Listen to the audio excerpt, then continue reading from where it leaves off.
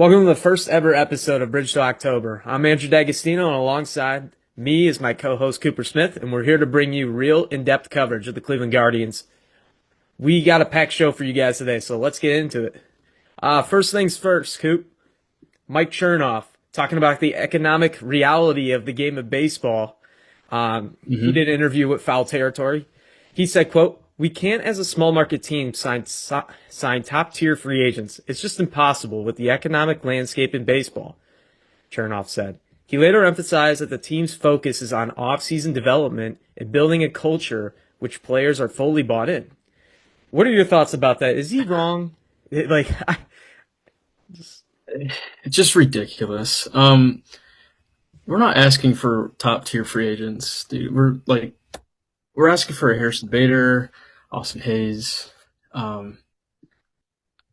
don't know, man. That's just awful. Yeah, and I understand his point of view, saying like drafting and development. The Guardians do have the number 3 ranked farm system according to ESPN and 5 ranked prospects in the MLB top 100 list. But their additions this year, I mean, we'll go through them right now if you want to talk through it. Like Sean Armstrong, Connor Holderman, Connor Brogdon, Yeah. Peyton Patel for the Rule 5 draft, and then Franklin Gomez, who they got from cash considerations from the Mets, and then Kobe Allard. And those are all just minimum base deals. Most of them minor league deals. Yeah. Let's talk about who we signed offensively. Yeah, I mean, 2 non-roster invites, Stuart Fairchild and Carter Kieboom.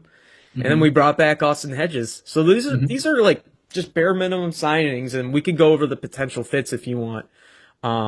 With Austin Hayes, you know, he had a slash line of 266, 15 home runs, and 7.76 OPS. And I just want to emphasize, there were only 2 players with a higher OPS than Austin Hayes on our team. You want to know who those 2 are?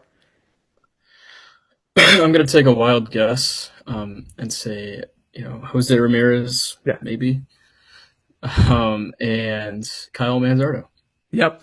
So Jose Ramirez, 8.63, Manzardo, 7.68. So he had the same OPS as Hayes. Could you guess who the 3rd highest on the team was? And it's lower than Austin Hayes by a lot. John Kenzie Noel. No. I know. Steven Kwan, probably. Yeah, Kwan, 7.05. So again, barely above league average. And we're just asking for the just bare minimum here. And I just want to get your thoughts. You know, Austin Hayes, how does he fit in the Cleveland Guardians lineup if he signed here? Obviously, he's with the White Sox. But what are your thoughts about that? Dude, he'd fit perfectly. I know they probably don't want to start DeLauder and Valera right away. So I think Austin Hayes filling in that role until they're ready is just perfect. I mean, what did he sign for? $6 million? $6 million, and he's got an option for 8. Yeah. Unbelievable. Yeah, you could have platooned Valera and Hayes, or DeLauder and Hayes. It's just who are the righties on this team? We got Austin Hedges, David Fry, Gabriel Arias, Stuart Fairchild, Kieboom, right? Carter Kieboom. I mean, J-Rod. You think those? Yeah, J-Rod. Can't forget about him. Yeah. You think those 6 are going to be able to hit Framber Valdez and Tarek Skubal? No, absolutely I'm not. I'm not saying Austin Hayes is the next Jose Ramirez. I'm just like, Yeah. he fits this team so well, and he probably doesn't want just 300 at bats this year, or 200, 300 at bats. He probably wants 500, 600, which is fair. I mean, if it's really about playing time, and we did put an offer in, that's fine.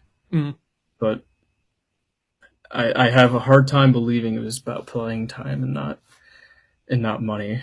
Yeah, and if this was about playing time, I mean, he would have been platooning, and obviously he would have started platooning. But if he slashed what he did last year, he would have gotten every day at bats, no doubt in my mind. Well, and who's to say that Valera and DeLauder are going to play all year? I'm sure there's going to be, gosh forbid, but an injury at some point. Yeah, and those are 2 guys that had injury concerns their entire minor league careers, right? Yeah, it's a good point.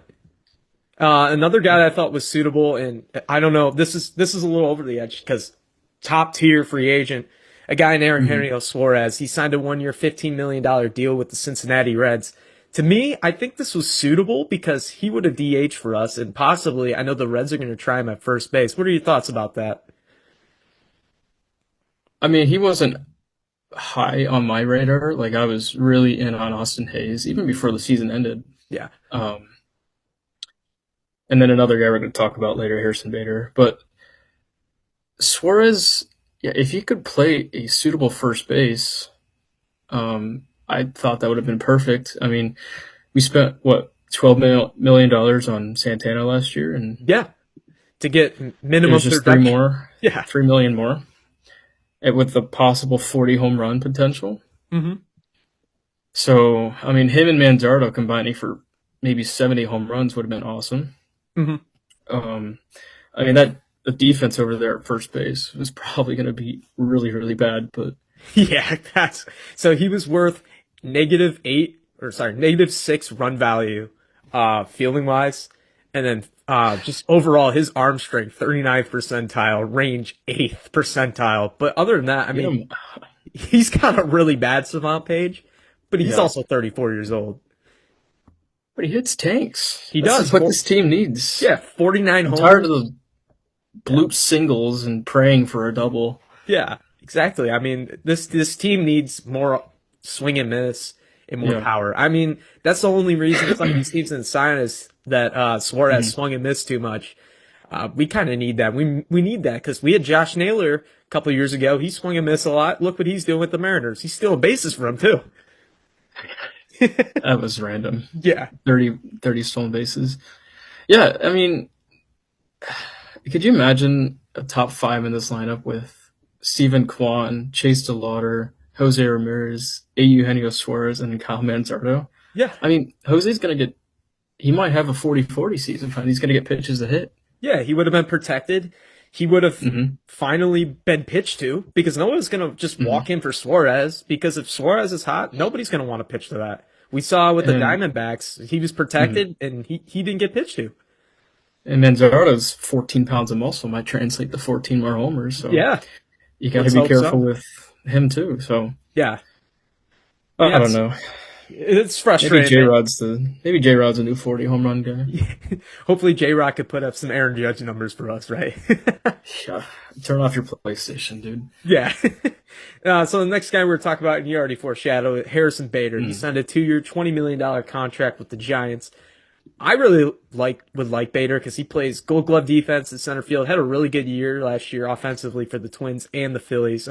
Just give me your thoughts overall about that, and we could just debate it if you want. Sorry, I'm choking on water. You're good. But another guy that I really, really wanted, and every Cleveland fan wanted.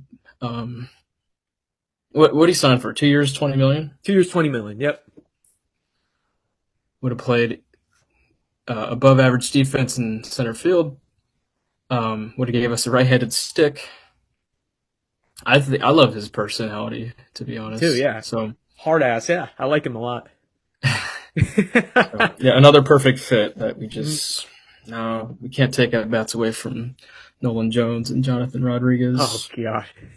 I hope so, man. I hope so. But we're gonna transition here. If you're not gonna sign anybody, you gotta make sure you could develop guys. And we haven't really developed guys through the farm system except for, Hmm. Lindor, Ramirez, and Kwan. Those are the guys we only developed in house. But our second segment, and this is the one that, topic of the day, Steven Kwan getting reps in center field.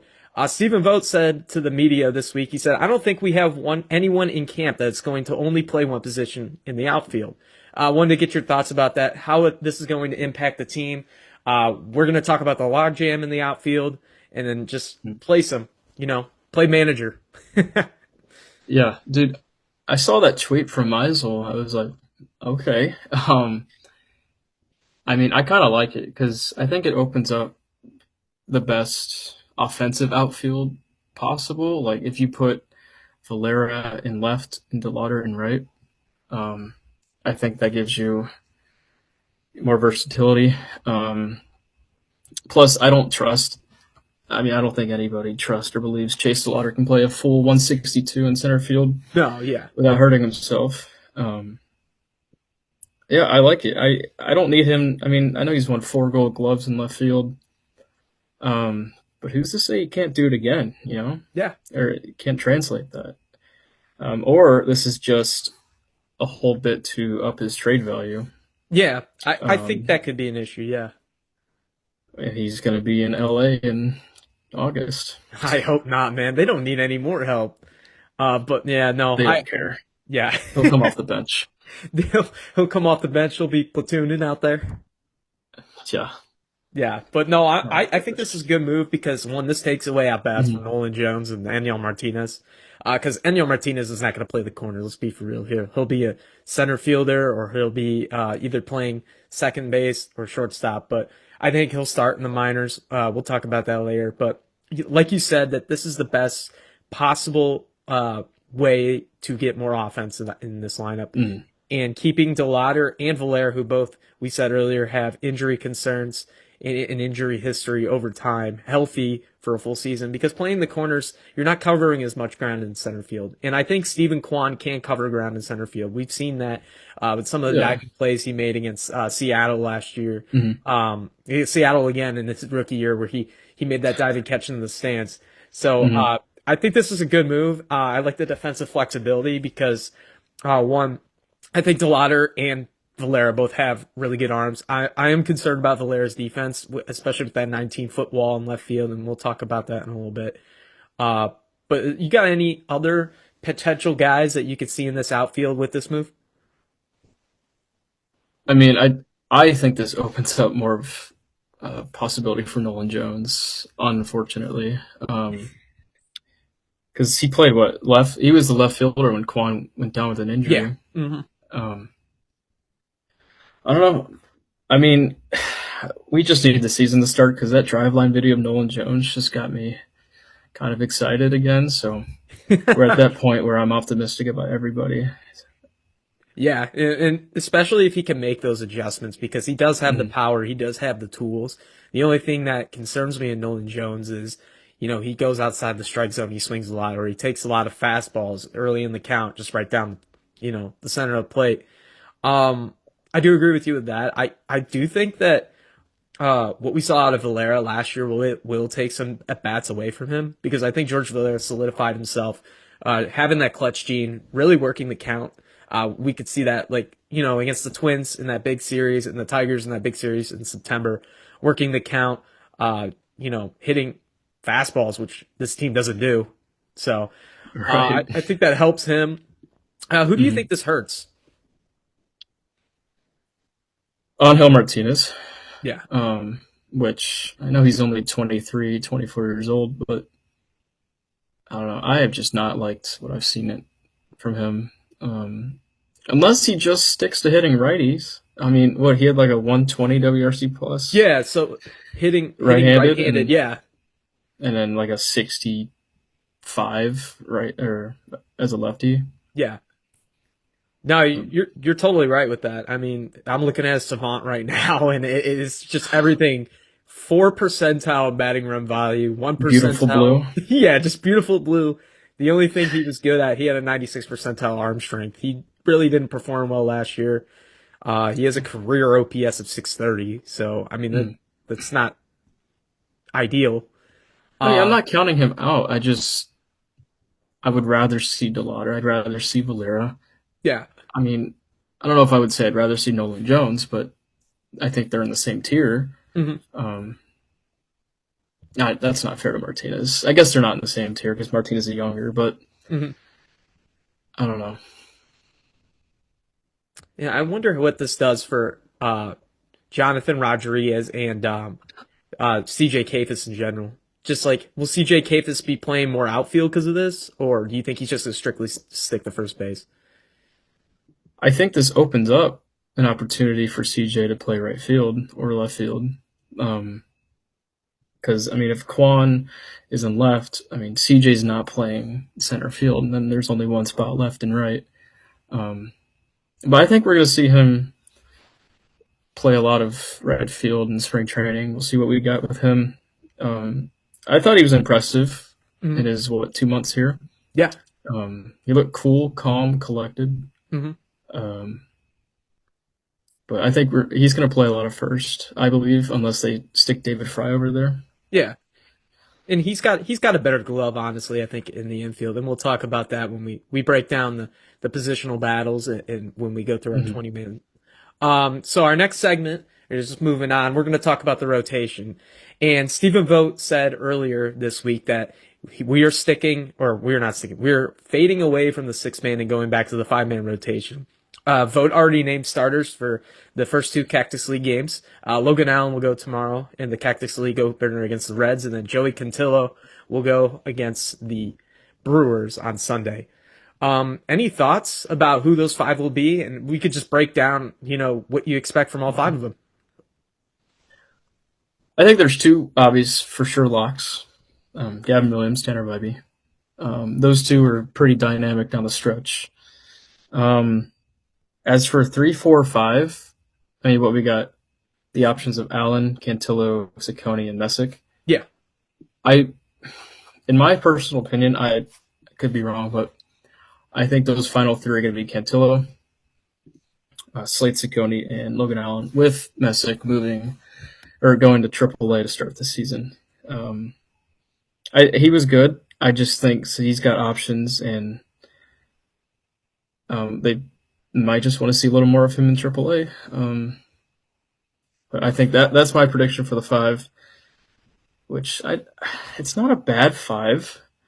No, it's not a bad 5 at all, honestly. And this is a rotation. When they went to the 6 man last year, had a 2.60 ERA in that 20-7 run in September.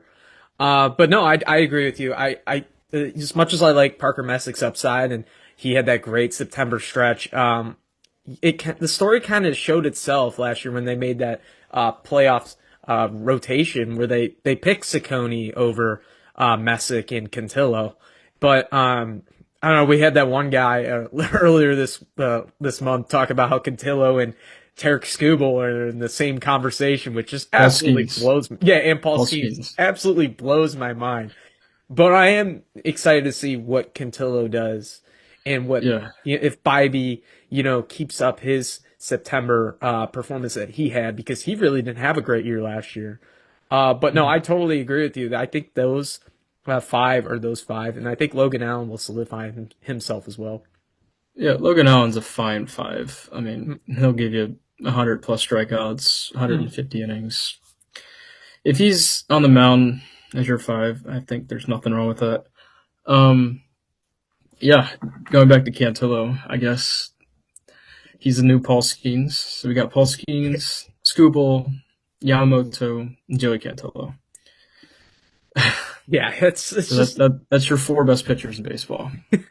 And I'm looking at Cantillo's Savant page right now, and there is a lot of red. He's 99th percentile in extension.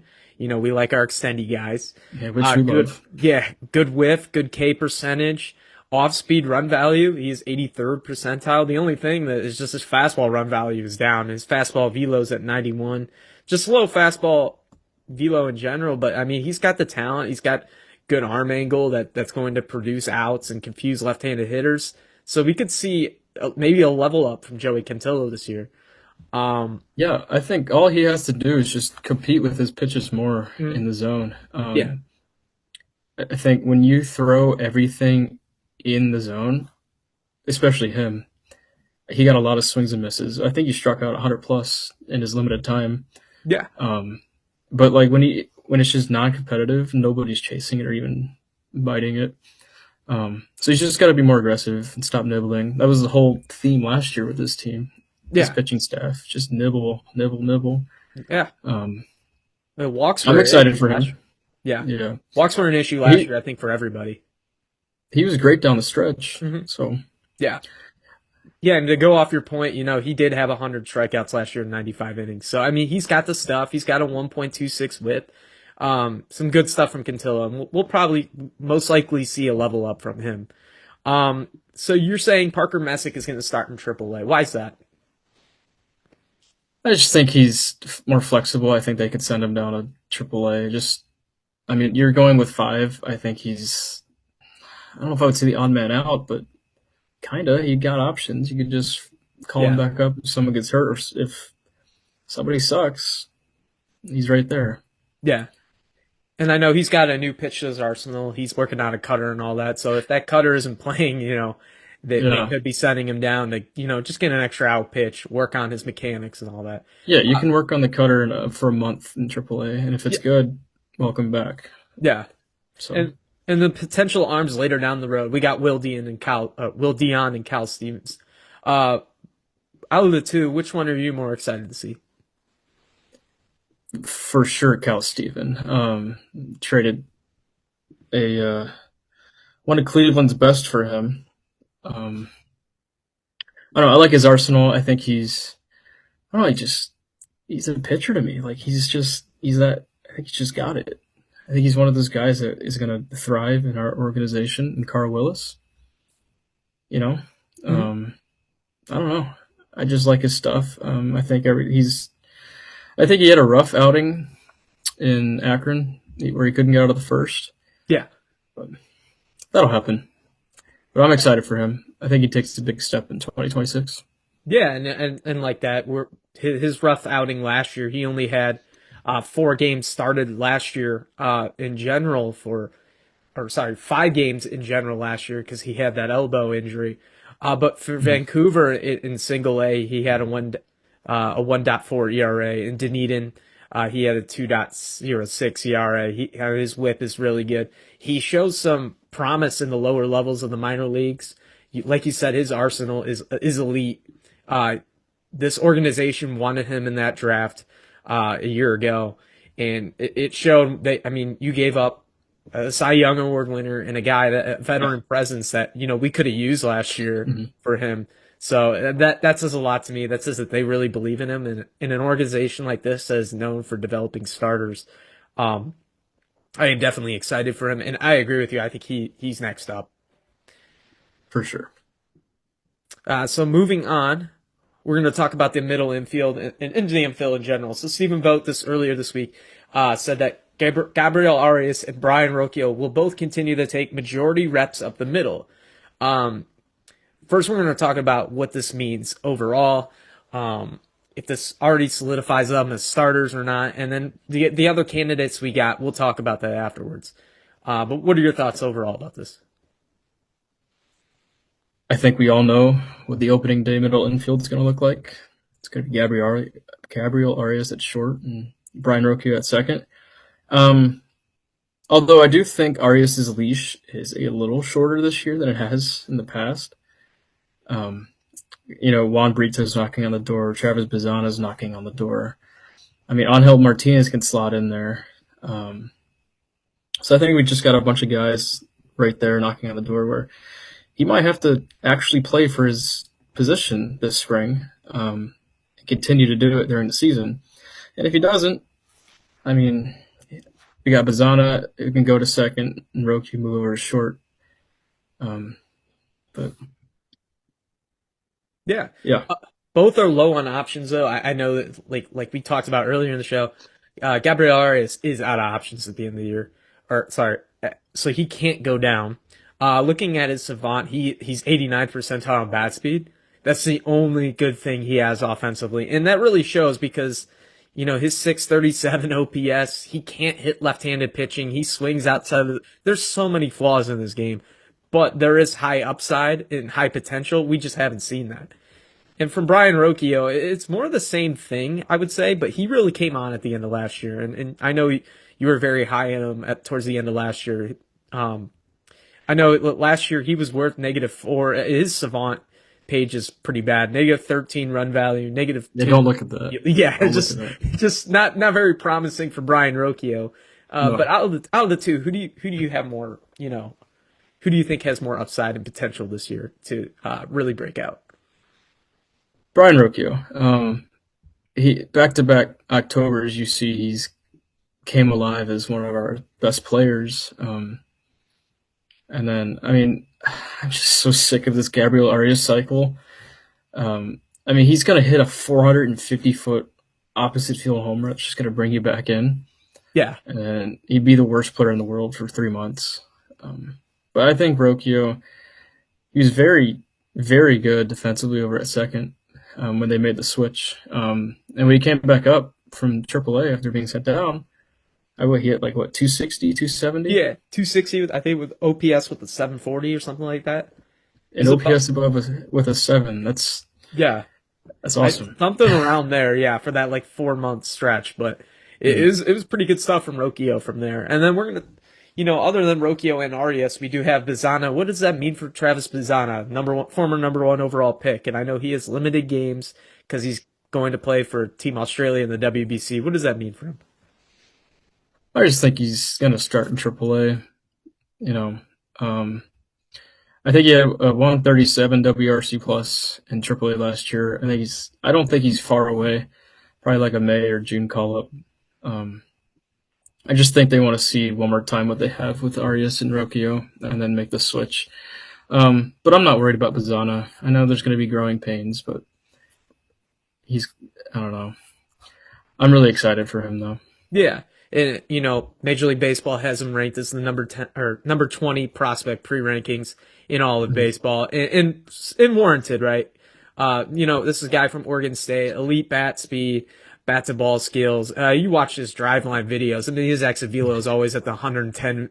He's squaring that up too, especially He's in so the, smart too. yeah, Like right after a swing, he knows what he did wrong and what he could do better.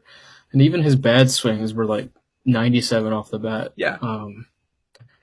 It's just that was really exciting. That driveline video. I know another driveline video gets me excited. Um, Dude, I'm so pumped for him. There was a reason he was number one overall. Yeah, absolutely. And I mean, watching him at Oregon State, I know it's college, but he really did show on like when the lights were the brightest for Oregon State, uh, almost making the College World Series. Talking about Juan Brito, what are your thoughts about Juan Brito? I'm really high on him because his power output from when we first got him from the Nolan Jones trade, he didn't really hit for Hmm. power his first year, but really like coming on last year, he had 21 home runs in Columbus, uh, and the OPS kind of jumped up as well. Um, what are your thoughts on him? I know they're going to try him out at first, second, and third. Where do you see him at? Yeah, I'm another guy I'm interested to see. I mean, we were robbed of a full season, or we were robbed of Juan Brito last year because I'm Mhm. sure he would have made the roster at some point if he wasn't hurt. I think last year was a big year for him, and unfortunately, he was hurt. Um, but no, I'm excited for him. I think he could play a little bit of everywhere. Um, I would like to see him in right field at some point.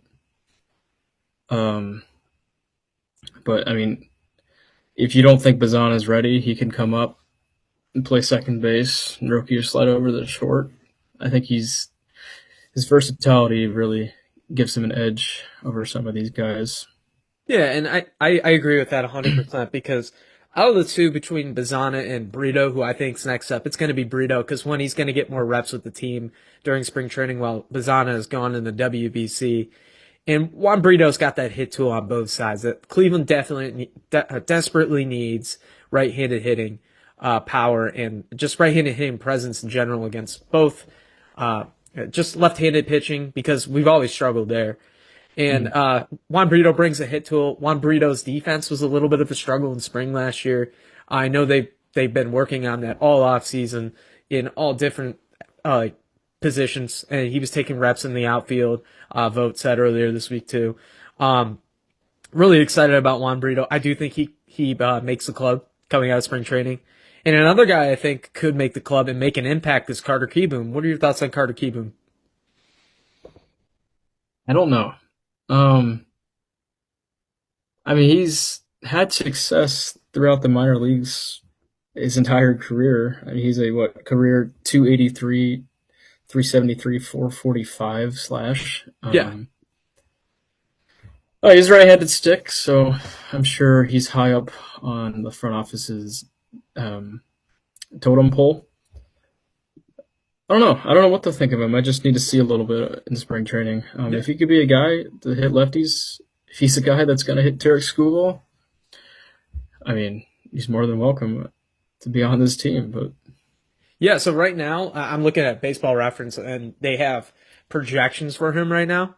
just Mhm. scanning over this, I mean, they have him batting in like for like 184 appearances. They got him hitting 7 home runs and an OPS of 713. I'd take that honestly. Either coming off the Yeah. bench or playing like maybe first base because he's been taking reps over there when he was with the Angels last year. But if he can find some sort of success offensively in the majors, I think he's very suitable for this team. Oh, 100%. It kind of reminds me of David Fry in a way. Is that bad to say? Or No, David Fry has had a pretty good career for those the 3 years he's been in. yeah, I that's why I think. I mean, he was like David Fry was a career minor leaguer. We got him for basically nothing, yeah, and I mean he was an all star in 2020. I'm not saying Carter Kieboom's gonna be an all star. I'm just yeah, saying that he could provide some value off the bench. Um, I don't know. That might be kind of wild to say, but he kind of reminds me of David Fry. yeah. And Carter Kieboom again. I don't know if we mentioned this, but he was a top 100. He's very highly rated in the prospect rankings, which don't really matter, but they potentially see upside out of players. So that's one thing that I'm just very excited to see how he does in camp, if he makes his adjustments and all that sort of stuff. Oh, for sure. Yeah, but you want to play a little game real quick? Yeah, why not? Yeah. So we're gonna predict our 26-man roster for opening day. Yeah, with I know spring you get training excited. games right around the corner. Or Yeah, right tomorrow, right? tomorrow. Yeah, tomorrow against the Oh. Reds, 3:10. And So Brewers, split squad. yeah, yes sir. All right. So do you want to start off with your position players, and then we could just kind of discuss why you picked them, guys you're excited for, guys you Okay. expect to level up, and all that sort of stuff. Do you want to go by position? Yeah, Like why not? back and forth? Yeah. Okay. All right. Catchers, I got Bo Naylor and Austin Hedges. So yeah, same. Bo Naylor and Austin Okay. Hedges. I think that's pretty self-explanatory. Yeah.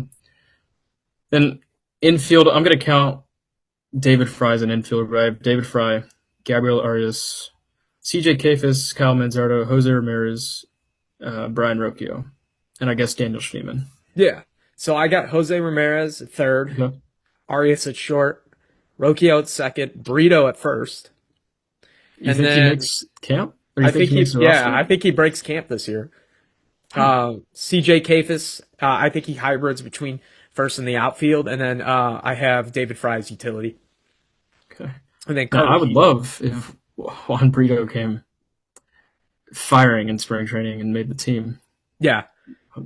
Hopefully he gets hot early on, man. But that's why I think it's gonna happen. I Mm. truly I think he has the talent to break camp this year. I love it. I love that. Yeah. What about your outfielders? So I got Kwan in center, Delauder in left, Valera in right field, and then Stuart Fairchild off the bench. Because I think, Okay. and we'll break that down in a bit. And then, Okay. like I said, Kafis and Kieboom as hybrids.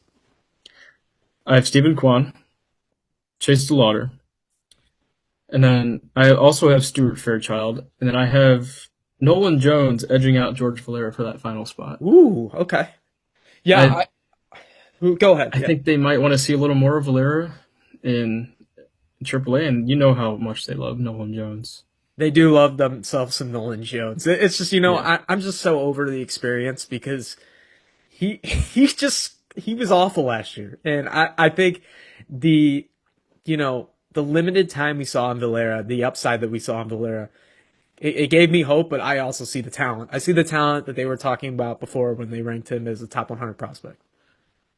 Yeah. I mean, if Nolan Jones can just play anything like he did in 2024, or was it 24 or 23? 23. Yeah. 23. Mhm. He's a borderline all-star. Yeah. Um, I don't know. I mean, I hope Valera makes the team. He might. I had to have some bold prediction there, and Yeah. Yeah. I No, mean, it's February 20th. We got some time. yeah, and this can all change. But any guys you're excited for? Any guys that you don't want to see? I really don't want to see Jonathan Rodriguez on my baseball team I think that's late warranted. March. Um, I don't know. I mean, I'm interested in a lot of these guys. He's just one where, I mean, granted, he hasn't gotten a lot of opportunities, but his defense is just bad. It's just really bad. I was just about to say because when you brought up defense, I was thinking about Hmm. remember the game two, where he botched that, or no, game one, he botched that ball against the Tigers in the Yeah, first inning, yeah, the first or third, for led Kirk. to a run. Yep. Yeah, yeah, I yeah. remember listening to that and I'm like, of course, dude. I mean, Him dropping the ball, he couldn't find it in the right field. his home run against Texas in the first inning in like the final week of the season was very cool. But Yeah, I mean, if he could do that more, that'd be great. But I mean, there's just so much swing and miss, and he doesn't really make adjustments. He's like nah, he's a Noel, DH. yeah, Noel Gonzalez and J Rod all scream the same to me. They're just guys that don't make adjustments, and I hope that's not the case. But that's my true Yeah, he opinion. came out. I mean, please prove me wrong. Hit 20 home runs. Prove you can hit major league pitching. Yeah, I mean, if he hits 20 home runs, I mean, Mike Chernoff might be right. Maybe they don't need to go out and get external help. All right, we don't need to be saying all that. Yeah. But a couple guys that I'm very high on and a little bit excited about. I want your thoughts. Bo Naylor, he had a great second or September last year. He made that adjustment, going from the big leg kick to the toe tap. Um, Brought some power. You know, he started pulling baseballs. He wasn't pulling off. Started taking balls the other way. Wasn't late on fastballs. Wanted to get your thoughts about what you think about Bo Naylor this year. Yeah, I mean, that's one guy that I've been defending for years, and I think we saw a glimpse of what he could be last September. I think what he hit like 290 OPS, like at around the 900s. Yeah, let me pull that up real quick. But continue what you're saying. I'm excited for him. If he could, I'm not asking him to be a top five, top 10 catcher in baseball, but if he could hit 220 and with 20 home runs and play elite defense, we got ourselves a catcher long term. Yeah, so he finished the year with 14 home runs, but had an on base streak in his last 23 games. 21 out of his last 23, he was on base. Yeah. He slashed over 300 in that span, with slugging about 379. So I mean, he's got some potential upside. It's just like even in his minor league career, he would have years where he'd hit and then just fall back down. Maybe that last year was just him making that adjustment where he's going to have those years where he hits. And as long as we can have a catcher that is above league average in OPS and can hit some bombs, I'm fine with that. Yeah, I mean that that one adjustment, the big leg kick from the toe tap, really. I mean, he was hitting the cover off the baseball a couple times Yeah, he's finally throughout on that time. entire month. Yeah, Yeah, he was never on time until then. I'm really excited to see a full season of that. Hmm. Because the 20 home run potential is in there, Yeah. and he's a good catcher.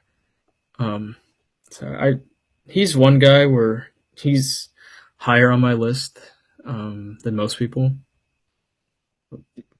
Yeah, and Grant Fick has his work cut out for him because I know they've been working all off season to, uh, you know, build up what he left off last year. And I know Stephen Vogt, he had an interview that yesterday saying that he believes that he's going to pick up where he left off at. So I'm very excited about Bo Naylor Mhm. going in the guys that I'm not excited about. And I'll let you go. I think this is the fun part about this. I'll let you go first. Yeah, I want to I'm hear not. it. You know what? It's not fair to even say Austin Hedges, but I'm just gonna. Okay. Yeah. Yeah. Gabriel Arias, I'm not really excited about because Gabriel Arias hasn't made an adjustment since he's been up in the major leagues. He had a great April last year. I understand that, but baseball is a fast game. If you can't adjust, you're not going to succeed. And he had a good 3 week stretch last year where I thought he was going to be maybe an all-star because he was hitting the cover off the ball. Bit of an overreaction. Same with Schneeman. Yeah, same. Yeah, Schneeman had that great start to May and fell off the face of the earth. That's why I don't. That's why I don't have him on my 26th man. I don't believe in Daniel Schneeman at all. Hey, he added, Coach said 15 Yeah, to 20 15. pounds of muscle, Yeah, so so maybe maybe that's we'll get 15, 15. 20 more homers. Yeah, yeah, I could see that. Yeah, but I'm not excited for Gabriel Arias. I'm just a Brian Rocchio hater in general. I've never liked him. I'm not excited for Rocchio. I really want to see Bazana come up. I know he's not Mhm. going to be ready for coming out of spring unless something insane happens, like both of them, God forbid, tear their ACL, like run into each other or whatever. Um, but I'm not excited for Brian Rocchio. I don't think the bat is going to really come around for a full season. I think he'll have those stretches like he does in the playoffs and like late in the second half where I don't think he can do what he did last year for a full year. So I'm not really excited about Brian Rocchio. I'm kind of out on the Brian Rocchio train. I want to hear your thoughts about who you're not excited about. I've kind of jumped on the train. I was pro Arias for about a year and a half. I Yeah. think you know that. I Hmm. was like, that was another guy I was defending with my heart, and I've jumped off of his train, kind of stepped foot on Rocchio's train. I like what he's done or the adjustments he made when he came back up, and obviously he's a big time, big pressure situation performer. I don't know. We just got to see him come out of the gate hot and um, finally have a full season um, of where he can be a competent ball player. Yeah. Anything else you want to add? Because we're ready. I'm ready to move on that rotation, man. I'm ready to talk Let's those get to the starters. pitching staff. Yeah. So who do you got? You want to start with starters or just straight pitchers? I'll start with starters. Okay. Okay, got Gavin Williams, Okay. Tanner Bybee, Yep. Joey Cantillo, Okay. Logan Allen, and Slade Ciccone. Okay. All right. So this is What do you where got? I have a little bit different. I got Tanner Bybee, Gavin Williams, Slade Ciccone, uh, Cantillo, who's up there with Skeens and Scooble. Uh, And I think Parker Messick, I think what we saw at the end of the year, and we'll get into this a little bit, what we saw at the end of the year, I think he could do for a full season, especially with adding a cutter. That's going to be like big if he can get that on the righty's hands, break some bats. He already could get a lot of outs, and he showed that against some pretty tough lineups towards the end of the year. yeah, um, I don't know. I just think Logan Allen's gonna. Do you have Logan Allen in the rotation? No, but I have him in my bullpen as a long Okay. reliever. All right. Yeah, yeah, We'll jump right to that then. yeah, yeah. So Okay. who do you got in your bullpen? All right. Cade Smith. I Okay, think he just barely breaks camp. Um, Eric Sabrowski, okay, Colin Holderman, okay, Hunter Gaddis, Sean Armstrong, okay. Tim Herron, Matt Festa, and Connor Brogdon.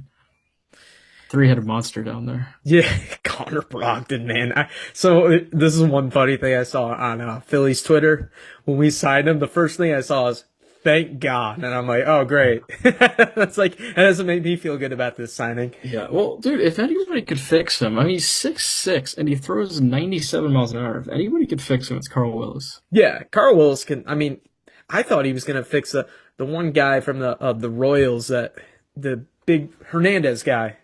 I think Oh, he's back yeah, with no, us. he's just done. He's just bad. I thought he like man, Carl could fix Bless him. his heart, but Yeah, I don't want to see him on this team. no. So I have Cade Smith as my closer. Hunter Gaddis as setup man. I was debating between Sean Armstrong and Hunter Gaddis as setup man because Sean Armstrong had a really good year last year for the Texas Rangers. I think that was a really good pickup by this ball club. One of the very few that they've ever had in the past 5 years. Tim Herron, one of the left-handed pitchers. Eric Sabrowski, Peyton Patel, which I was looking into his stuff from the Rule Mhm. 5 draft. I'm really surprised that the White Sox didn't like retain him. Very surprised about that. Yeah, I really, really wanted to put him on here. Hmm. Um, I don't know. They signed Brogdon to a major league contract, and Yeah. I So I think they're just have, gonna. That's the project they're gonna go with. And they're gonna yeah, offer Pallet back to the White Sox. yeah. So I have Logan Allen as long relief, and then Matt Festa, I think, just barely sneaks through camp. Bless his heart, I think he is not very good, but yeah, I think His he. Savant page was kind of low key good. Yeah, Hold let me on, check that out real quick. I want to look at this too. I know the guys on Zach Meisels' podcast were all saying how he's better than everybody thinks he was. I'm like, all right, whatever. Yeah, he's got a pretty dude. Look at that. Look at the Yeah, red. I know. Look at the hard hit, 92 percentile. Average Jacksonville 90. I mean, he's got some stuff right there. Just Dude, negative about he's a workhorse. yeah. He That's could get probably, I think that's the reason he makes the bullpen. He's gonna give you so many appearances. yeah. I mean, he's like the coach's son. Obviously, that's why I used to send my dad because like I thought Matt Festa had a long stretch of games last year pitched every game. I swear he pitched every game. He's the new Brian Shaw, man. Yeah. How many? I gotta check. How many appearances did Matt? 63, I think. Oh my god. Did he lead the Yeah, league? 63 games. Who led the I league in doubt appearances? it. I think we had Cade was more. And Hunter was more. Let me check that. Who led the league in appearances last year? I swear, Matt Festa had to be top five. I don't know. I don't think so. All right, appearances. Well, that's not team appearances. I don't want to see that.